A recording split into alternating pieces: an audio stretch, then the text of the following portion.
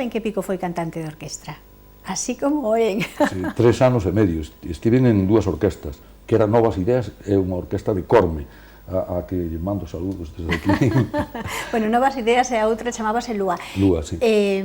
Serías capaz de cantarnos algo agora? É o que se che daba mellor? Era modelo de alta costura, tenía encanto e unas piernas de locura. E a versión que nos fixamos para a procesión era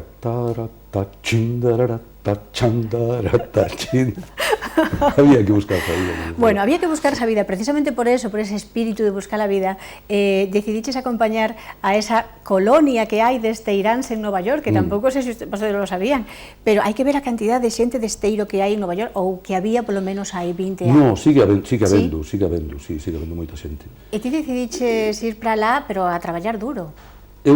Claro, aquí non había traballo, e eu tiña un irmán que marchara antes que a min ali, e daquela era ali chegar e empezar a traballar.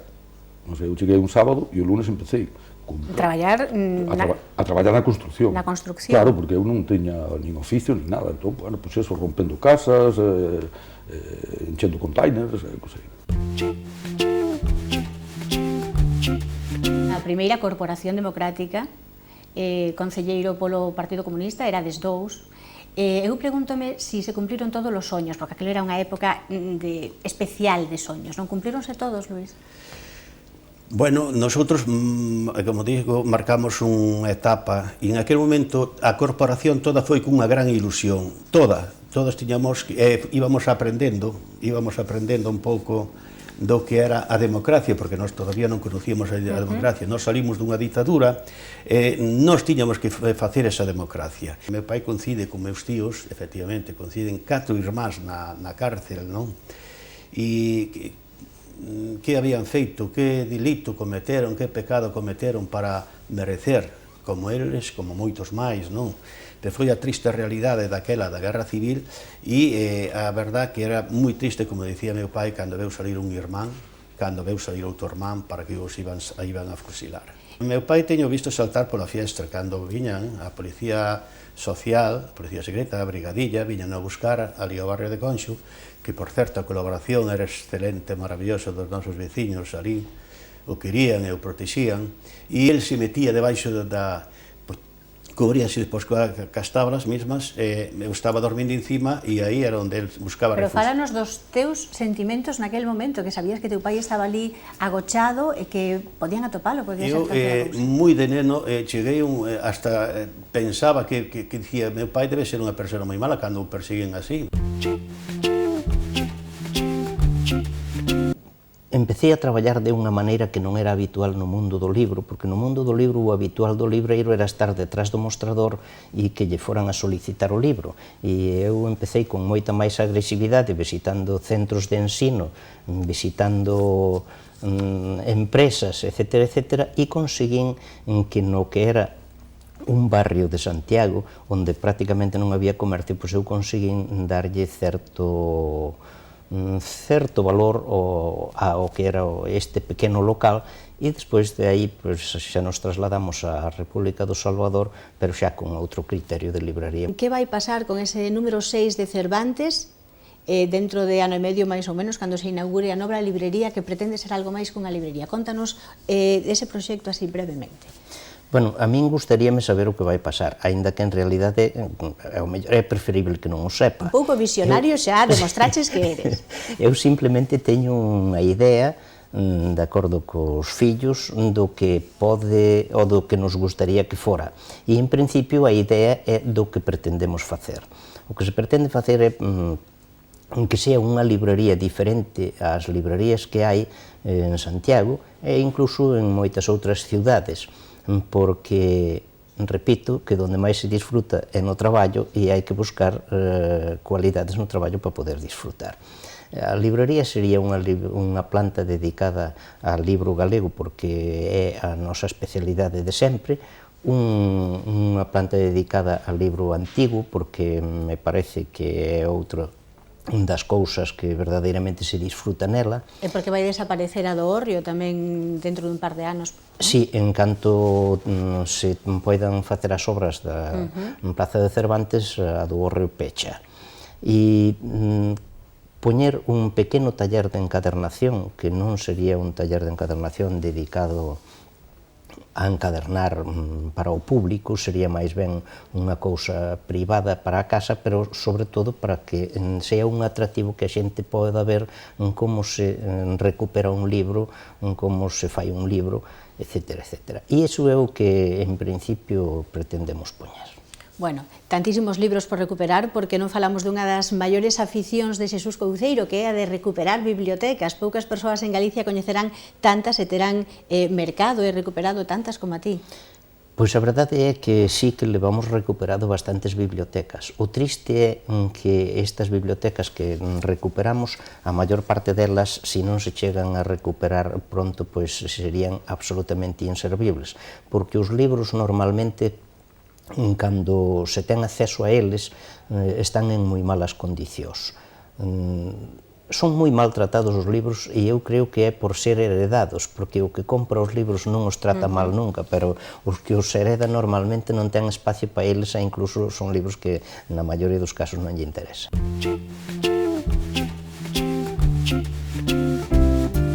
A persona, para ter a vida completa, ten que ter un fillo, plantar un árbol e escribir un libro. Eu plantei miles de árboles, claro, podo decir, durante a miña vida. Teño 5 fillos e faltábame un libro. E quería escribir, entonces, tamén un pouco amparada por Suso de Toro. Gracias a él que me corrixiu e que me indicou o camiño como tiña que fazer. Usted di que o máis importante da vida é saber. Sí, para mí sí, o saber. E cada día saber algo máis. E digo eu, si non se sabe máis por vello que por sabio? Bueno, depende un pouco do ambiente onde se vive, porque vivindo nunha aldea aislada como vivo eu, non se pode aprender moito, únicamente pois dos informativos, do que se lee ou do que se ve na televisión ou do que se escoita na radio, pero despois, pois non, porque non podemos ter actividades, non se pode un relacionar con persoas que podan aportar algo polo aislamento que temos. Porque eu sempre tuve moitas ganas de aprender e saber facer de todo.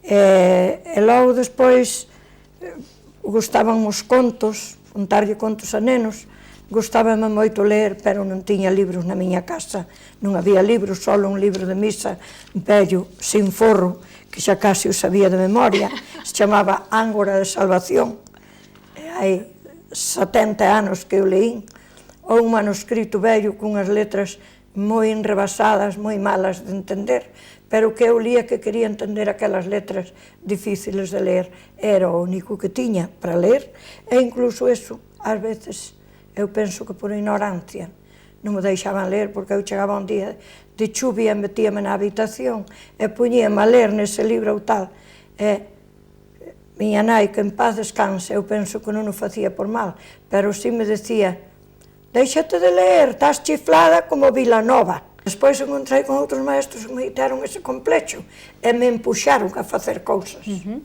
Entre outras, ese libro que se chama A Cancela, do que falamos, que leva 10 anos publicado, que non o busquen nas librerías, que xa non o hai, por descontado, aínda que hai que ver a cantidad de exemplares que perdeu vostede de vender por non estar. Moitos. Hai agora un compromiso por parte do Concello de Ames de reeditalo, que supoño que será unha noticia felicísima, non?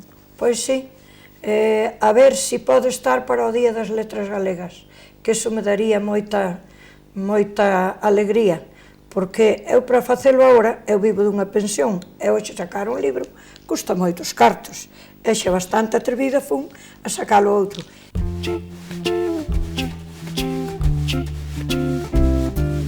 Soy capaz de hacer muchísimas cosas que no hago por falta de tiempo.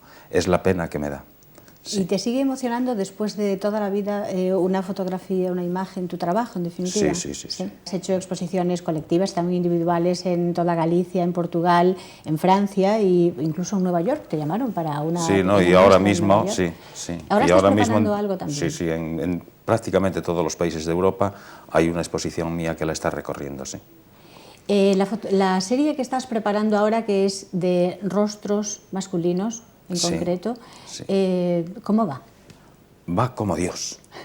Va estupendamente, porque son personas de mi entorno, personas escogidas no por el hecho de ser de mi entorno, sino que tengan esa cabeza que a mí me satisface. En una fotografía analógica difícilmente puedes hacer un montaje que no sea reconocible.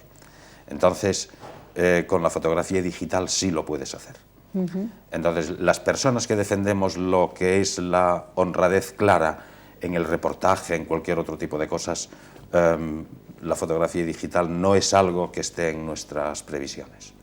Bueno, antes hablabas de algunas obligaciones a las que te sometió la vida y desde luego te sometió a algo que por fortuna muchos no conocemos, que es el hambre, pero el hambre de sentirla mucho además. Ah, sí, bueno, pero eso además lo digo con una sonrisa, pero no es que el hambre la pasara ya o la pasé yo, la pasó mi familia y la pasó la España de aquel momento, ¿no? Eras el mayor de 10 hermanos. Eso es, de muchos hermanos. ¿Y tú serías capaz de definirnos qué enseña el hambre? El hambre puede no enseñarte nada si no quieres aprenderlo, como cualquier otra cosa. Esta mirada que estamos teniendo tú y yo ahora directamente enseña si se quiere aprender. Y las enseñanzas de la vida es como quieras aprenderlas. A mí me enseñó, entre otras cosas, hoy por hoy a ser espléndido, por ejemplo, ¿no? Que a perspectiva que lle dá o tempo, como se ve a sí mesmo como político, é dicir, a súa obra, tendo en conta que resultou inhabilitado nun momento determinado para seguir en política, vese como un bo político ou como un mal político? É pésimo, vamos a ver, hai que distinguir. Eu creo que teño moitas cualidades para a política, para a visión dos problemas do país, para ter un gran proxecto, un gran plano que me permite facer proxectos para reformalo, para melloralo. Creo que incluso sei no Parlamento debatir e transmitir as miñas ideas. Creo que teño dotes de organización. Nesa parte eu creo que era un bo político. O que pasa é que eu confundínme clarísimamente en pensar que Galicia tiña unha velocidade que non tiña. E agora vou vendo como, na práctica, casi todas as ideas que se van asentando en todos os órdenes son as que eu adiantei no seu momento. Acabou rompendo a perna, pero seguiría escalando os mesmos cumios, deduzo. Sí, hoxe seguramente me tomaría algunhas outras precaucións, claro, porque un aprende algo así. Esa liña finísima que sei que existe entre o amor e o odio, vostede, permítame que lle diga, parece dende fora que a viviu na súa propia carne, estando nesa liña como se fora unha corda froxa, e falo do señor Fraga, esa relación amor-odio que parece que ten con el. Sí, vamos a ver, direi unha cousa que é moi pretenciosa, pero eu trato de decir a verdade. Eu son moi pouco hábil para odiar, non sei odiar. Sei facer unha cousa peor que é despreciar, non? A miña relación con Fraga non ven dada do feito de que nos fixéramos máis ou menos mal un ou outro, senón de que para min perdeu a importancia o personaxe. É dicir, eu pensei que era un gran home e cheguei á conclusión de que non o é. E esa conclusión cheguei hai 20 anos e non a modifiquei nada máis que á baixa, non? En todos os seus aspectos posteriores. O sea, para min, así como eu pretendo ser unha persona que con grandes defectos creo que sei vivir a vida humanamente, eu creo que el non. E para min eso non ten interés. Eso realmente, o meu corte con ele é porque non me interesa. El ofrecimiento que me hicieron fue muy bueno económicamente y en todos los sentidos, yo sabía cómo se trabajaba. Me ficharon como fichan a Cruyff o a quien sea, me ficharon y me fui. Y se fue, pero... Entonces allí fundamos el Instituto de Xeus, entre los dos hermanos de Xeus, el doctor Carrera, que hizo la carrera aquí, aunque es catalán, y yo. Entre los cuatro fundamos el Instituto de Xeus, lo hicimos y, en fin, salió lo que salió. Salió lo que salió, sí, ese referente a nivel internacional, pues dentro del cual usted ha sido también, y sigue siendo a nivel profesional un referente, a pesar de que ahora ya se haya jubilado. No, ahora estoy en el júbilo, estoy encantado, estoy en Roxos, Y ahí vamos, porque a pesar de esa actividad frenética que usted nos comenta, y además nos podemos imaginar, y de tantas publicaciones, investigación, etcétera, no permitió que le alejaran de su tierra. Hablamos de Galicia y de Santiago en concreto. Sí. Yo vine a veranear a Santiago siempre, toda mi vida, siempre. no he pasado ni un solo verano sin venir aquí. Estamos viendo la casa en la mi que... casa, sí, en Roxos, estupendo.